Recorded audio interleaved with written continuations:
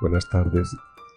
Estoy muy agradecido a todos ustedes por su presencia, particularmente a los profesores que esta tarde van a compartir conmigo estas pláticas, porque vamos a tocar el centro y culmen de la vida cristiana, la Eucaristía. Yo entiendo que las personas de fe no necesitan pruebas para creer, pero el racionalismo moderno exige pruebas para todo, y pues Dios, supongo en su bondad, nos otorga signos que nos ayudan a entender mejor la realidad de su palabra. Y esto ha ayudado a mucha gente a volver a encontrar el camino y a fortalecer su propia fe. Voy a presentarles la crónica científica de un milagro eucarístico. El investigador no utiliza la palabra milagro, porque es la autoridad de la Iglesia que, después de conocer los resultados científicos, utilizando su autoridad, proclama la palabra milagro, y de eso nos hablará el padre Aguilar, que viene desde México y que ha sido parte de la investigación de la hostia de México, que ha sido declarada milagro. Yo voy a relatarles la historia porque es muy hermosa, y cuando ustedes escuchen esta parte de la investigación, que es la parte experimental técnica, van a tener una información sobre la realidad de los hechos. Por eso es una crónica. Pero los doctores que tenemos acá, al doctor Blanquicet, al doctor Balbuena, ellos van a hacer la interpretación médica, biológica de estos hallazgos. Y sinceramente, como hombre que lee con una cierta o relativa cultura, yo pienso que es una de las noticias más extraordinarias y conmovedoras que van a poder ustedes escuchar, y también toda la audiencia que a nosotros nos está acompañando desde distintos países. Quisiera recordar la cita de Juan 6:48, y en todo ese capítulo 6 de San Juan, donde el Señor proclama tantas veces: yo soy el pan de vida, yo soy el pan bajado del cielo. Luego, en Lucas 22:19, cuando Él ha instituido o está instituyendo la Eucaristía, seguramente Él ha pensado: yo no me puedo marchar y dejar a mis hijos solos. Entonces, en su amor piensa un modo de quedarse con nosotros, y Él instituye la Eucaristía y pide que sus sacerdotes, desde entonces al futuro, hagan esto en memoria suya. Y nosotros sabemos hoy que pues en esa Eucaristía está Él presente, y muy fielmente los sacerdotes en todos los países del mundo donde hay sacerdotes católicos siguen cumpliendo esta ordenanza, este mandato, esta invitación. Hagan esto en memoria mía. Lo que a mí me fascina es una cita de San Juan 6:51, cuando dice: el pan que yo les daré es mi carne.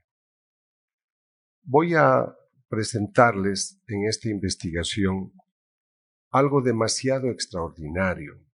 A mí me conmueve porque vengo del ateísmo, y la conversión de un pensamiento experimental racionalista, ateo, insisto, a una creencia, a una fe muy convencida, a mí mismo me llama la atención. ¿Cómo es que has podido pasar de eso a esto? Porque la realidad de los hechos me ha convencido. Cuando Tomás duda y dice: yo no voy a creer que ha resucitado hasta que ponga mi mano en su herida, el Señor luego le dirá: tú has creído porque tú has visto. Bienaventurado el que cree sin ver. Yo me he perdido esa bienaventuranza, porque yo he creído viendo, tocando, pesando, midiendo. Pero el Señor comprende la necedad y pues sabe venir en ayuda. Lo que para mí va a ser tema fundamental es la presencia real de Cristo en la Eucaristía. Estas personas que en el mundo comulgan como nosotros lo hacemos, Lo hacemos por fe, convencidos de que en ese pan consagrado, en ese vino, está el cuerpo, sangre, alma y divinidad. Pero no siempre esto se ha creído. He hecho muchos estudios de historia de la Iglesia. En el siglo IV, en el siglo V había ya muchas dudas. Pero hay un caso muy notable en el siglo VIII, cuando un sacerdote de la Orden de San Basilio, él duda en Lanciano, no se conoce su nombre, pero él se cuestiona y dice, ¿será que Cristo está presente en la Eucaristía? Pero es un hombre honesto. Las dudas que después se resuelven encontrando una respuesta son honestas. Nosotros hacemos investigación y hacemos investigación porque dudamos y buscamos respuestas, pero queremos buscar la verdad. A veces hay personas que se hacen planteamientos, dudan, cuestionan, pero no buscan la verdad. A nosotros nos interesa abrirnos. Y cuando fui a Lanciano 2 veces para estudiar los documentos de este sacerdote, repito, de la Orden de San Basilio, él sufría, porque decía, ¿cómo puede ser que siendo sacerdote yo dude? Entonces es ahí que el Señor le regala el milagro famoso de Lanciano, donde la hostia se convierte en carne y el vino en sangre. Una evidencia que se conserva hasta el día de hoy en el santuario de Lanciano. Y luego en el siglo XIII, otro sacerdote a quien se le conoce como Pedro de Bohemia, también sufrió estas dudas y él tuvo también un testimonio especial, de lo cual hablaré luego. Las dudas sobre la presencia de Cristo en la Eucaristía se han prolongado en muchos momentos y precisamente porque había tanto cuestionamiento filosófico, teológico, en el siglo XVI, en el Concilio de Trento, se establece el dogma de la presencia real de Cristo en la Eucaristía, haciendo énfasis en un momento misterioso, sublime y extraordinario que es el de la transustanciación. El momento que el sacerdote ora, en el momento de la consagración, realmente este pan se convierte en la carne, se convierte en su sangre, el vino, y tenemos al mismo Cristo que la Virgen tuvo en sus brazos, el mismo que caminó con sus apóstoles, el que murió y resucitó, el que está sentado a la derecha del Padre. Pero por los años que voy trabajando como católico, a veces cuando me invitan adoradores a dictarles una conferencia, me dicen, doctor, a veces no sé qué decirle al Señor, estoy 1 hora delante de Él o 2 horas. Y creo que a veces nos quedamos con algo muy misterioso y no con la realidad de una persona presente, el mismo Cristo, cuerpo, el hombre que habló, que predicó, que curó, que sanó, el Dios que está pronto para escucharte. Esta es la realidad. Pero ¿será verdad? Es aquí que les voy a mostrar el caso de Lanciano, donde este sacerdote realmente sufre y cuando él está celebrando la Eucaristía, realmente el pan, la hostia, se le convierte en una sustancia rojiza que luego se convierte en una masa que hasta el día de hoy se conserva, y el vino se convierte en 5 grumos de una sustancia rojiza. Profesor Linoli es invitado en los años 1970 a hacer una investigación. Él es histopatólogo, es bioquímico, es médico forense. Yo lo fui a entrevistar después a él, o sea, cuando a mí ya me tocó hacer investigaciones, y él determinó que su hallazgo mostraba la presencia de carne, músculo del corazón, era ventrículo izquierdo, y el vino se había convertido en sangre, y obtuvo el tipo de sangre que era AB. Este es el primer milagro eucarístico reconocido por la Iglesia. En el siglo XIII, en esta otra población de Bolsena, también está el sacerdote, llega de Bohemia un sacerdote que ha ido de peregrinaje a Roma también a orar porque él dudaba. Entonces, cuando él ora, la hostia sangra, la envuelve en un corporal y la conserva. El Papa Urbano IV estaba cerca en Orvieto y cuando el sacerdote se enteró, lo fue a buscar, se confesó, le dijo: yo he tenido dudas, pero el Señor me ha regalado este acontecimiento. Muy conmovido por ello, el Papa Urbano IV estableció, a consecuencia de esta experiencia, la famosa fiesta de Corpus Christi.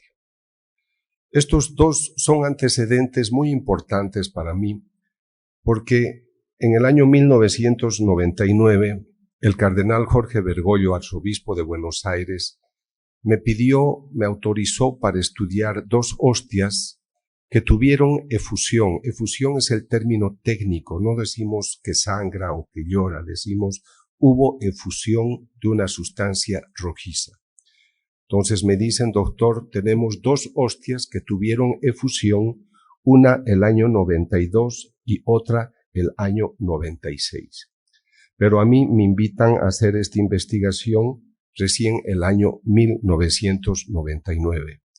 Yo había estudiado una imagen de un Cristo que sangra en Bolivia ya unas 800 veces, tenía una relativa experiencia sobre un acontecimiento especial y seguramente es por esta razón que a mí me invitaron a iniciar este trabajo. El hecho de esta efusión de la hostia del año 96 sucede cuando el sacerdote Alejandro celebra la Eucaristía en la parroquia de Santa María y ha dado la hostia a una persona, a una señora que la recibe en la mano y no la comulga. Pero se retira y cerca a una mesa donde hay un candelabro con base de arena la deja la hostia. Alguna persona ha visto y le avisa al padre: padre, esto ha sucedido. Él le explica, cuando yo lo fui a entrevistar, que él tomó la hostia y la quiso comulgar, pero como estaba con arenilla ya no la quiso comulgar y la puso en agua para que se disolviera. Ustedes saben que es norma de la Iglesia de que si hay un accidente de este tipo se ponga en agua para que al disolverse la hostia ya no está presente el Señor y esa agua la echan en una planta.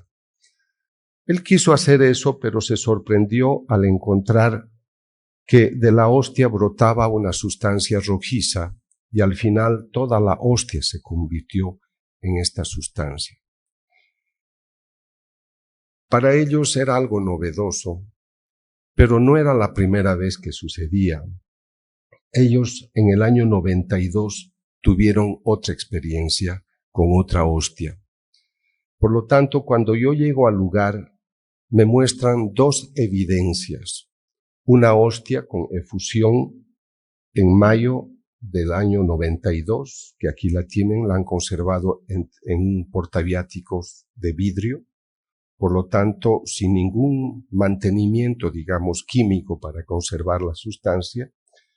Y luego ellos en ese momento, cuando tuvieron la experiencia del año 92, fueron a un laboratorio de la doctora Adelma Sassó y le dijeron que ella investigara. Y en el informe que ellos me entregan del año 92, la doctora escribe que define la sustancia como sangre humana. Pero cuando yo leo este informe que ustedes están viendo, me sorprenden los resultados de aquello que se llama la fórmula leucocitaria. Si nosotros hacemos extracción de sangre de una persona, podemos encontrar los 5 tipos de glóbulos blancos. Pero si nosotros extraemos sangre y la dejamos a la intemperie, los glóbulos blancos a los 5 minutos o a los 60 minutos, por un proceso de apoptosis, se desintegran.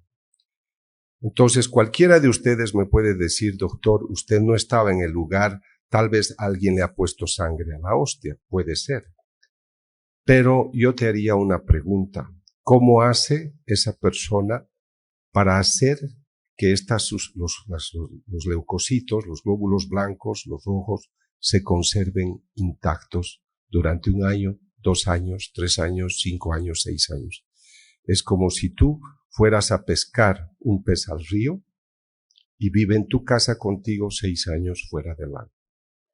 Esto es lo que a mí me animó a iniciar la investigación, porque yo también, cuando dé mi opinión a la autoridad de la Iglesia, ellos se van a fiar de mi criterio científico y yo no me puedo equivocar.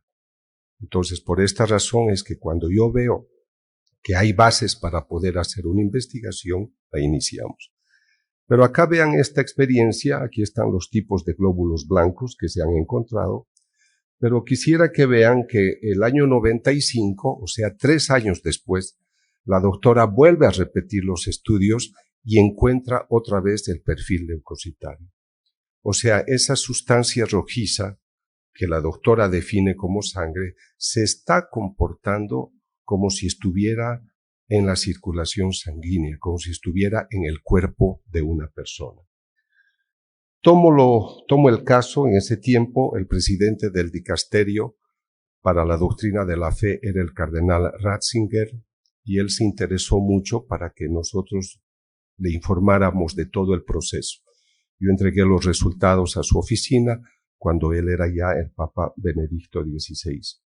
Así que mi primera investigación toma un fragmento de la hostia del año 92 y la otra los padres la han colocado en agua, la del año 96, y esa era una mala medida, porque poner en agua es poner en un mal ambiente a la sustancia orgánica. Entonces nosotros no deberíamos haber descubierto nada, pero van a ver que ahí también hay un desafío a la ciencia que nos permite descubrir ciertos elementos. A la sazón, un abogado de Australia, de nombre Ron Tesoriero, se adhiere a mis investigaciones, me interesa porque él es abogado y se ocupa de la parte legal, y viajamos a un laboratorio, a Forensic Analytical en California. Los estudios se hacen blind test, a ciegas. Los investigadores no saben de dónde proviene esta muestra. En el informe que nos entregan, ellos indican que se trata ellos descubren la presencia de ADN humano. Por lo tanto, la sangre que se ha determinado es de una persona tan humana como cualquiera de nosotros. Solamente que ellos no saben que esto viene de una hostia consagrada. El estudio se ha hecho desde el año 1999 al 2006. Perdonen que aclare, pero lo debo hacer. A nosotros no nos paga la autoridad de la Iglesia por hacer estas investigaciones, las financiamos nosotros mismos porque nos interesa establecer este tipo de diálogo entre la ciencia humana, la ciencia espiritual, pero no queremos que el componente económico sea intermediario. Hemos viajado a 4 continentes haciendo estudios. El 2001 lo buscamos también al profesor Linoli, que había estudiado la hostia de Lanciano, y él nos dijo, probablemente lo que ustedes me han traído es tejido del corazón. Profesor John Walker de la Universidad de Sydney había dicho que volvió a encontrar glóbulos blancos intactos. Esta es la hostia del año 96. Fíjense que 6 años más tarde el doctor encuentra glóbulos blancos intactos. Establece que se trata de células musculares, pero no nos dice de qué tipo. Entonces, con estos mis 2 colegas, ya se ha unido a Ron Tesoriero Mike Willis, y un periodista muy reconocido en Australia, y ellos viajan a Nueva York el 2004 para consultar al profesor Federico Tsugibe de Nueva York. El profesor es cardiólogo, histopatólogo, médico forense, en ese momento uno de los más reputados en Norteamérica. El momento de la entrevista, el 20 de abril del 2004, este tejido ya está en una preparación, en unas laminillas de vidrio que él va a estudiar a través de un microscopio, pero él no sabe que esto viene de una hostia.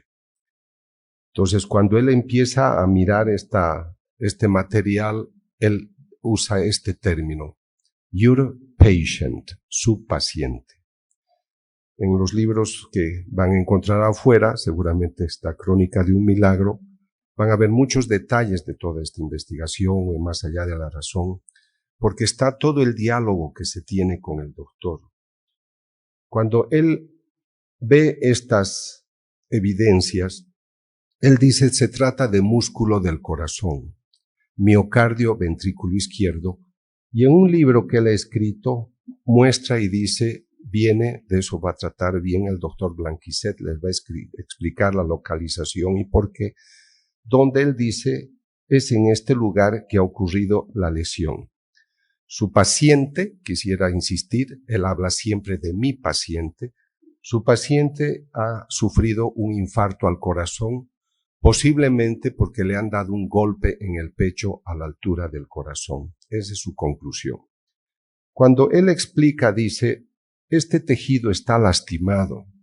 Normalmente los tejidos, las estrías del corazón son más rectilíneas, pero esto evidencia que el paciente ha tenido una lesión, un infarto. O sea, su paciente ha sufrido mucho. Cuando él firma el documento el 26 de marzo del 95, dice, las laminillas contienen tejido cardíaco del corazón que evidencia cambios degenerativos del tejido del miocardio, tejido muscular cardíaco. O sea, él está encontrando que está lesionado el miocardio, ese músculo que le permite latir al corazón y da vida al organismo.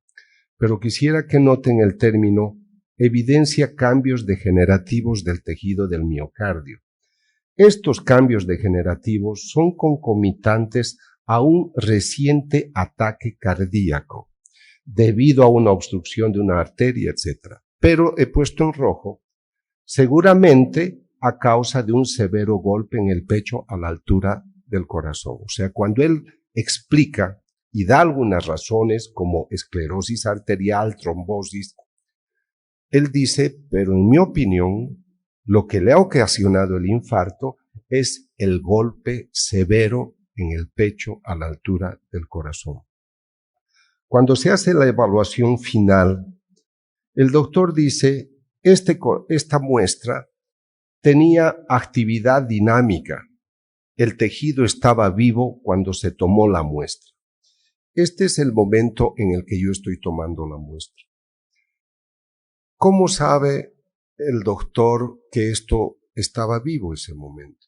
Dice, porque hemos encontrado glóbulos blancos intactos y los glóbulos blancos han podido llegar a este lugar solamente por circulación sanguínea. O sea, el momento que se tomó esta muestra, el tejido estaba vivo. Vuelvo a insistir, yo tomé la hostia, sangró el 96. La efusión es del 96. Yo tomo la muestra el 99. Él analiza el 2004. O sea que 8 años después, el tejido estaba intacto, actuando como si estuviera en el organismo de una persona. El viernes 17 de marzo de 2006, entrego los resultados al cardenal y es él el que me dice, doctor, acá usted tiene una evidencia extraordinaria para hablarle a los sacerdotes, que los sacerdotes comprendan el esplendor de su vocación, que entiendan la confianza que Dios ha puesto en sus manos, que entiendan el privilegio de ser sacerdotes, que las religiosas entiendan que son custodias de este tesoro de la Iglesia y que el laico comprenda que la palabra de Dios se cumple. El pan que yo te daré es mi carne. Cuando terminé ese estudio, todo lo he refrendado en mis libros con documentos firmados por los investigadores.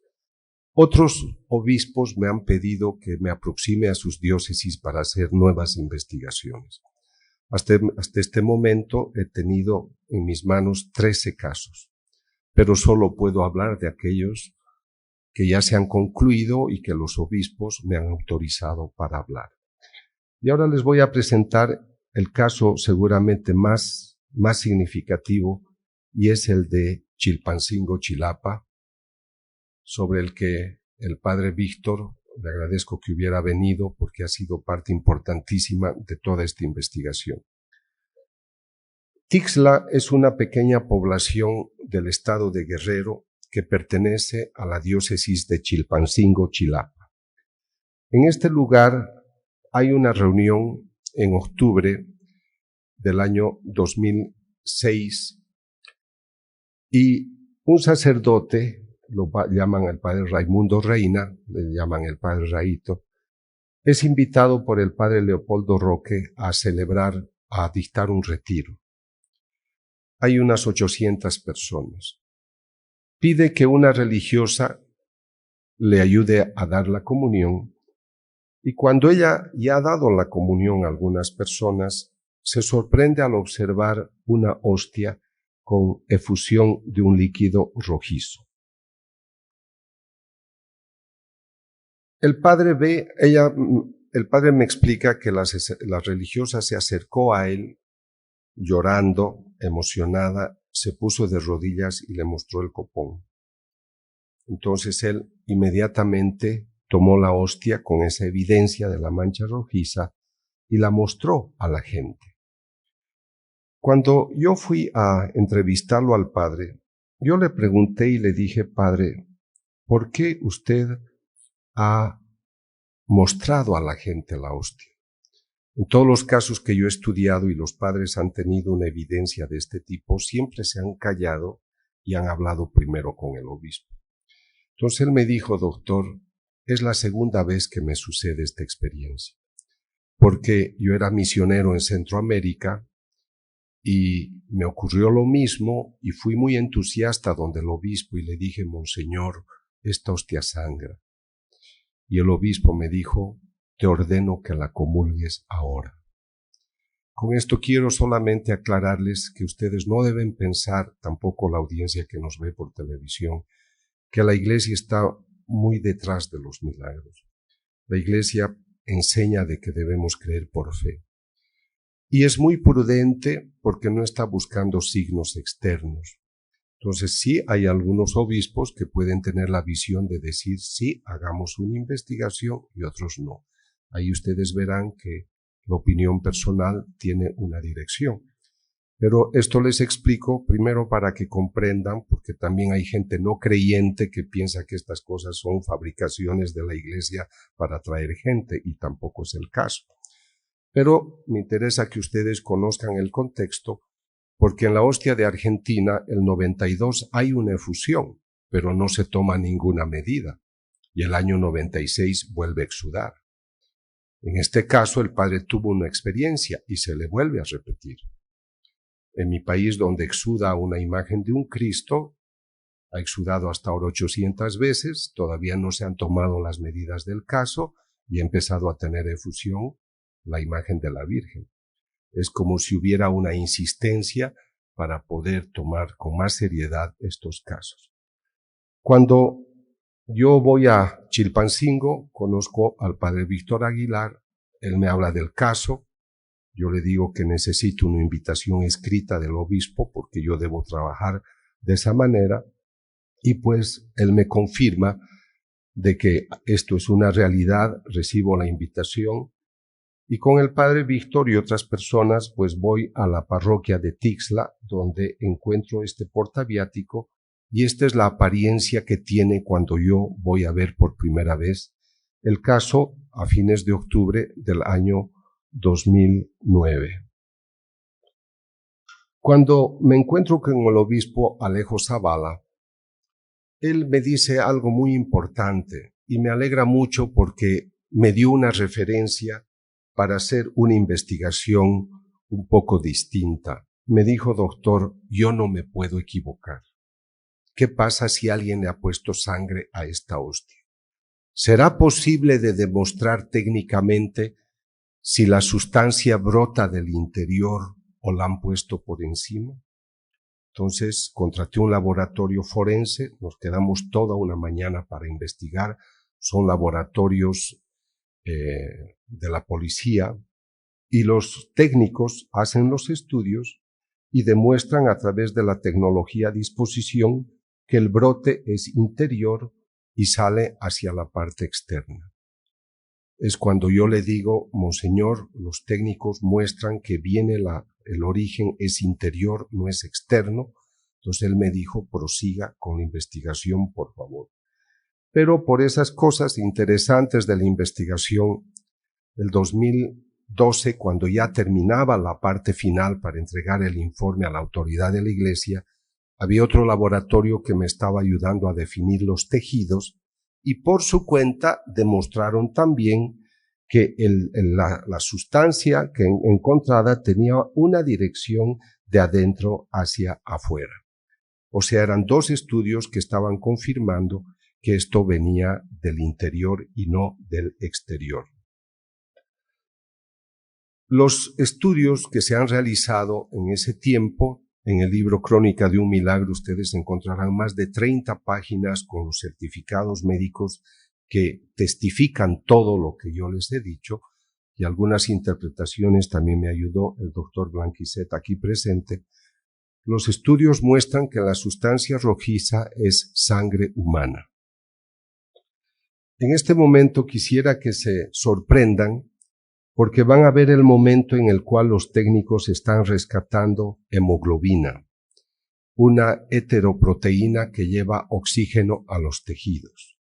Seguramente de ello nos hablará el doctor Balbuena, pero yo solo quisiera adelantarles cómo es posible tener hemoglobina, una proteína que se adhiere a los glóbulos rojos para llevar oxígeno a los tejidos, ayuda a la eliminación del anhídrido carbónico. Pero ¿cómo puedo tener esto en un pedazo de pan cuando yo necesito toda una organización bioquímica compleja y también de programación genética para tener hemoglobina? Y esto lo estoy obteniendo en un pedazo de pan. El tipo de sangre es AB y nos llama la atención porque el tipo AB es el mismo encontrado en la hostia que tuvo efusión en el siglo VIII, pero estudiada en el 1970 en Lanciano, es el mismo tipo de sangre encontrado en la Sábana Santa de Turín. Así que para mí es una referencia interesante, no es totalmente conclusiva, pero sí me está guiando dentro de un patrón. Estoy acá con un experto que me ayuda con un microscopio de luz blanca intensa y de otras características que ellos conocen muy bien, porque yo quiero penetrar debajo de la hostia ya coagulada. Está coagulada, repito, desde el 2006, pero a mí me la han entregado el 2009, y yo voy a hacer este estudio en febrero de 2010. La sorpresa es que debajo de la sangre ya coagulada, nosotros encontramos sangre fresca. Y luego los doctores les van a explicar cómo es posible que debajo de sangre coagulada tengamos sangre fresca. Es el profesor John Compaño que encuentra en el informe y escribe en su informe unas células de tipo mesenquimal. Unas células, él me explica, tipo células madre, de origen embrional, que tiene una cualidad importante porque cuando se está desarrollando el embrión, si necesita neuronas para el cerebro o tejido, células óseas o tejido del corazón, estas células mesenquimales se van a convertir en ello, o sea, son muy dinámicas. Este momento es muy bello y estoy seguro que los doctores que hablarán luego les harán tener mayor amor, aprecio y pasión por esto que les voy a mostrar. Porque en el informe, además agradezco mucho al doctor Rodas que me ayudó mucho acá a hacer esta investigación, ellos encuentran de que aquí hay sangre y aquí hay glóbulos rojos. Aquí han encontrado glóbulos blancos y aquí hay un macrófago, que es un glóbulo blanco potente que está activo, está dinámico, está haciendo algo porque ha descubierto que ese tejido está lastimado. O sea, en la hostia de Chilpancingo tenemos también una dinámica dentro del tejido encontrado. Ahora, ¿por qué a mí me sorprende esto? Yo no soy el experto como los doctores que van a hablar luego, pero me explican los científicos. Para que yo tenga glóbulos rojos, glóbulos blancos, yo necesito hueso y necesito médula ósea. Y un proceso de hematopoiesis que permite la formación de las sustancias, de los elementos formes de la sangre, que son justamente los glóbulos rojos, los glóbulos blancos y las plaquetas. Ustedes solamente mediten un segundo. Si yo necesito todo este mecanismo para tener sangre, ¿cómo es que yo obtengo esto en un poco de pan? Cuando yo he presentado esta parte de la investigación en congresos científicos, ustedes quedarían conmovidos al ver el rostro del médico chino, del médico ruso, que en su honestidad de hombres no creyentes dicen, ¿cómo puede ser? Nosotros somos médicos, esto no puede ser, le creemos porque usted es un investigador y porque quienes hacen esta investigación son colegas nuestros. ¿Cómo puede ser? ¿Qué tengo que hacer? Entonces le digo, ustedes son investigadores, han resuelto muchas fórmulas, muchas ecuaciones, pero ahora tienen que resolver una nueva fórmula. F más E igual F. Porque sin eso no se puede entender, no se puede explicar. Se ha encontrado tejido graso, tejido adiposo, tejido del corazón.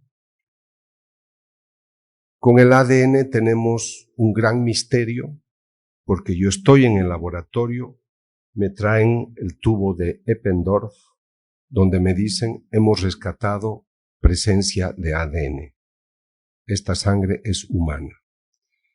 Tienen otro equipo que se llama secuenciador y colocan el tubo en el secuenciador para obtener la información completa del perfil genético. Y no se puede obtener. Entonces vienen y me dicen, doctor, a pesar de tener sangre fresca, no obtenemos el ADN. Es que como usted no ha usado preservantes, está maltratada, está deteriorada la muestra, por lo tanto no podemos obtener. Digo, pero ustedes me han dicho que hay glóbulos blancos intactos, ¿cómo es que está deteriorada mi sangre? Pero yo ya sé el secreto. Hemos hecho 13 estudios de distintas evidencias, obtenemos la presencia de ADN, pero nunca obtenemos la cadena. Los médicos expertos en genética me dicen, para poder obtener todo este perfil, nosotros tenemos que clonar, tenemos que replicar esta presencia de ADN, de adenina, guanina, tiamina, citosina. Pero esta sustancia no se deja copiar, no podemos copiar. Pero sí han obtenido toda la secuencia, el perfil de la hermana que tuvo en sus manos la hostia. De ella sí encontramos, o del sacerdote, pero no de esta sangre que consideramos especial. Este es un informe de uno de los mayores genetistas italianos, el doctor Angelo Fiori, quien nos escribe una nota y dice, yo no me puedo explicar por qué a pesar de tener una muestra grande, esta es sangre del Cristo de Bolivia, tenemos la presencia de ADN, pero no podemos hacer su ampliación. Esto para nosotros es un misterio. El teólogo me dice, doctor, no va a obtener mucho porque usted necesita el aporte del papá físico y el papá de este joven es el Espíritu Santo, así que no lo va a obtener, ¿no? Entonces ahora, con el deseo de entender mejor, yo estoy muy interesado en tratar de demostrar que la sábana santa de Turín es la sábana que realmente ha cubierto el cuerpo del Señor. Ustedes saben que se hizo en los años 80 un estudio de la sábana santa para datar la fecha de confección y tomaron una muestra para hacer el análisis con radiocarbono 14. Pero ese estudio arrojó que posiblemente este tejido es de la Edad Media. Entonces, si es de la Edad Media, no fue el que cubrió el cuerpo del Señor. El año 2000 se ha descubierto que los dos doctores italianos que tomaron la muestra de la sábana santa, cortaron de una esquina que estaba ya maltratada, no querían dañar otra zona, y tomaron la muestra de un lugar que era un remiendo. Y ese remiendo sí era del siglo XVI y fue confeccionado con hilo de algodón. Pero todo el tejido de la sábana santa es lino. Por lo tanto, el estudio de radiocarbono no estudió la sábana santa, que obviamente es la que ha cubierto el cuerpo del Señor, pero para esos científicos no. Y este es un concepto que ustedes lo conocen porque se han hecho muchos documentales por televisión demostrando que esta no es la sábana que cubrió el cuerpo del Señor, y eso lo hacen pues las personas que no están interesadas en animar el cristianismo. Entonces yo tengo interés de hacer un estudio, he estado haciendo esto en Europa ya en noviembre, diciembre, ahí estuve con el doctor Balbuena que me ayudó en esta parte del estudio, porque estamos interesados en estudiar el ADN mitocondrial, que es el de la mamá.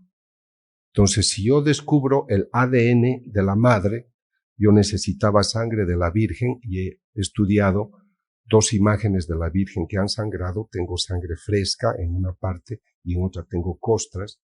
Por lo tanto, tengo la sangre para poder obtener el ADN de esta imagen y voy a compararla, si obtenemos, con el ADN mitocondrial de las hostias y del Cristo de Cochabamba.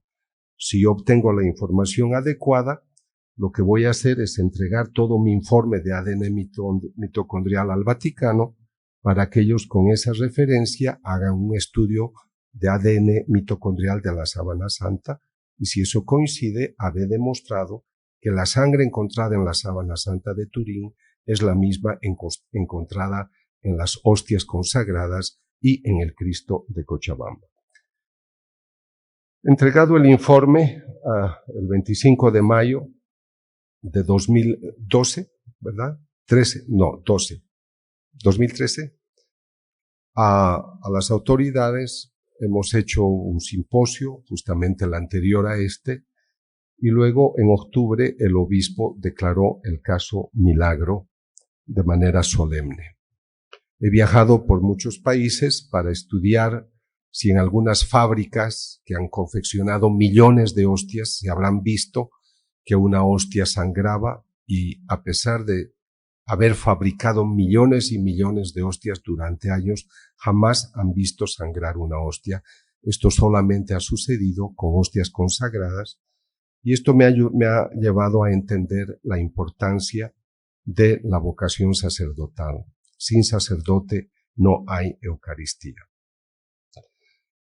Ya para ir concluyendo, esto es lo que yo tengo y ustedes tienen cuando comulgamos.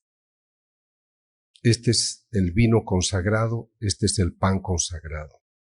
Ustedes no han visto posiblemente estas evidencias, pero aquí las tienen a través de una investigación donde en esta hostia que tiene efusión se encuentra carne, se encuentra sangre.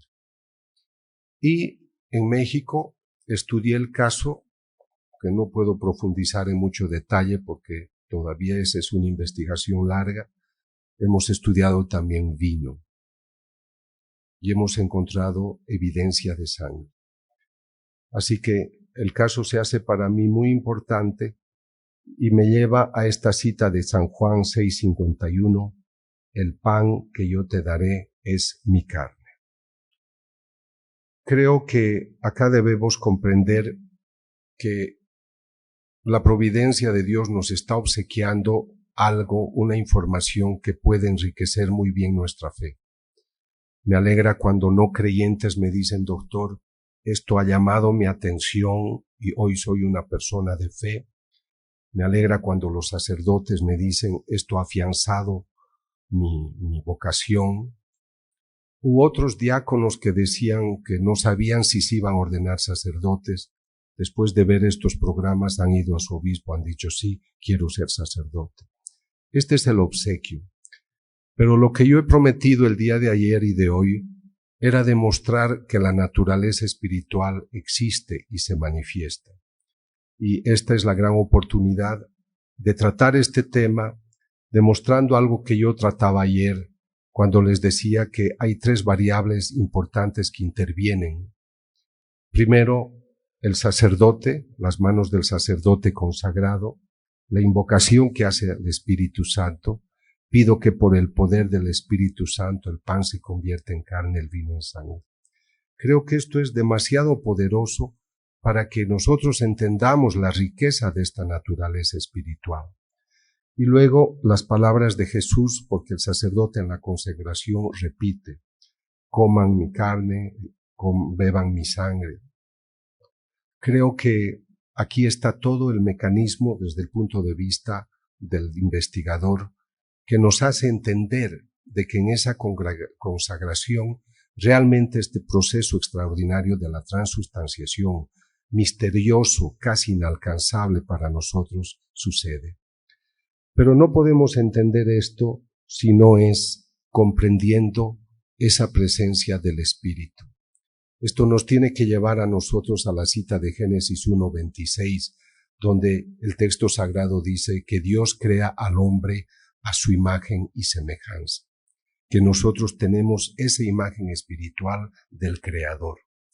Y por eso la belleza de la vida de todo humano, la belleza de su organismo físico, pero también la belleza y la trascendencia de su vida espiritual.